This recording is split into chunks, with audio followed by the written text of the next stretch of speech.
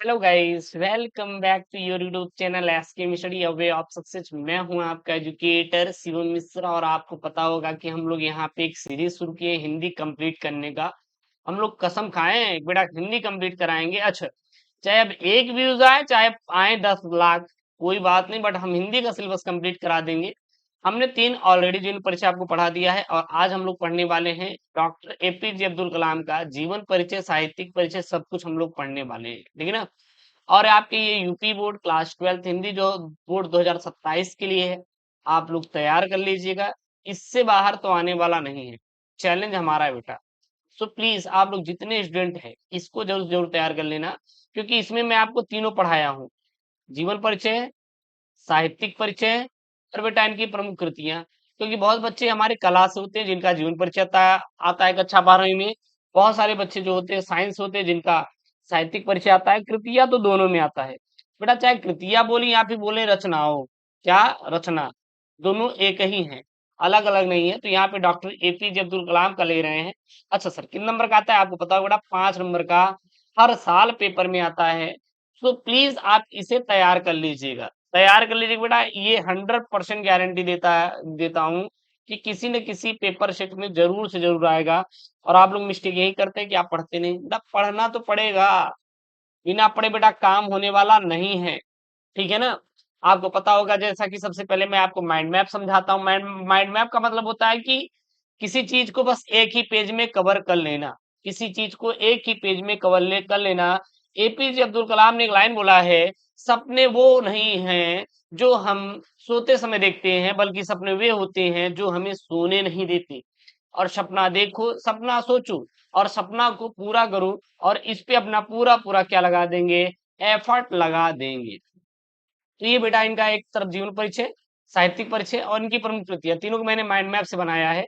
तो थोड़ा सा इनका जीवन परिचय देख लेते हैं। तो इनका जन्म 15 अक्टूबर 1931 ईस्वी में रामेश्वरम, जो कि तमिलनाडु में हुआ था। इनका पूरा नाम क्या था?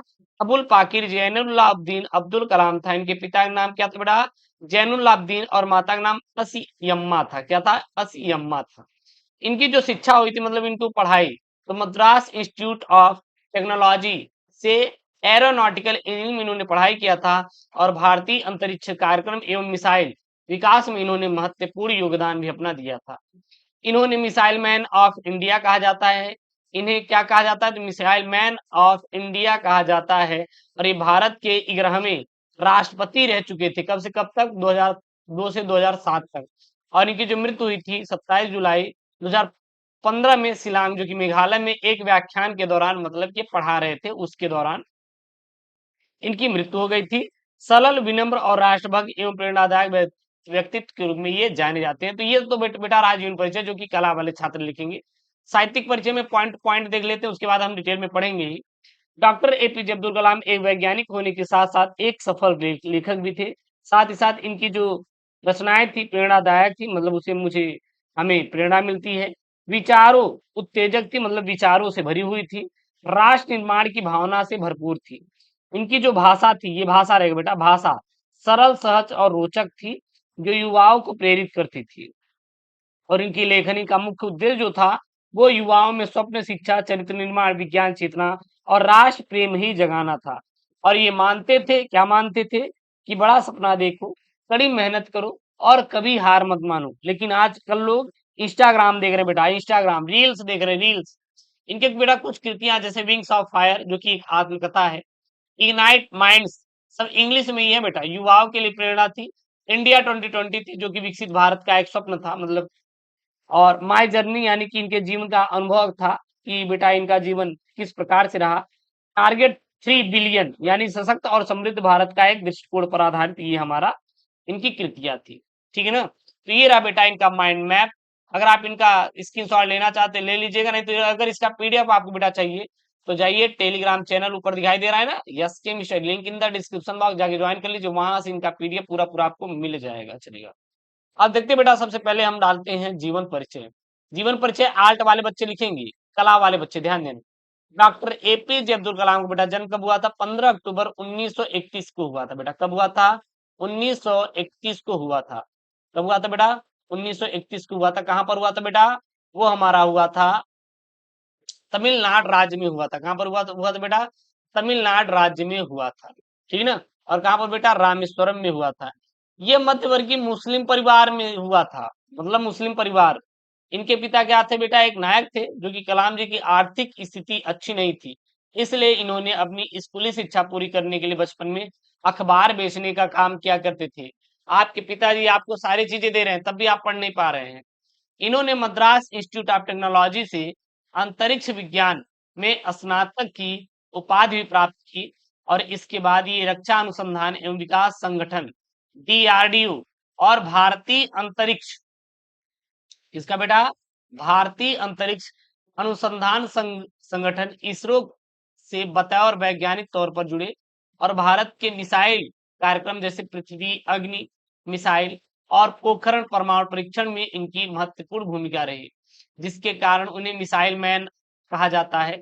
वर्ष 2002 से 2007 तक वे भारत के 11वें राष्ट्रपति रहे, और 27 जुलाई 2015 को शिलांग में एक व्याख्यान के दौरान दिल का दौरा पड़ने से इनका बेटा क्या हो गया? निधन हो गया, मतलब इनकी मृत्यु हो गई। ठीक है, तो ये रहा बेटा इनका जीवन परिचय। इनका जो PDF है मैं आपको टेलीग्राम पर भेज दूंगा, जाकर डाउनलोड कर लेना। इसके बाद देखते बेटा इनका साहित्यिक परिचय। क्या देखते हैं बेटा? साहित्यिक परिचय। साहित्यिक परिचय की बात करें तो डॉक्टर कलाम का महान वैज्ञानिक और राजनीतिक होने के साथ साथ एक उत्कृष्ट दार्शनिक लेखक और संवेदनशील साहित्यकार भी थे।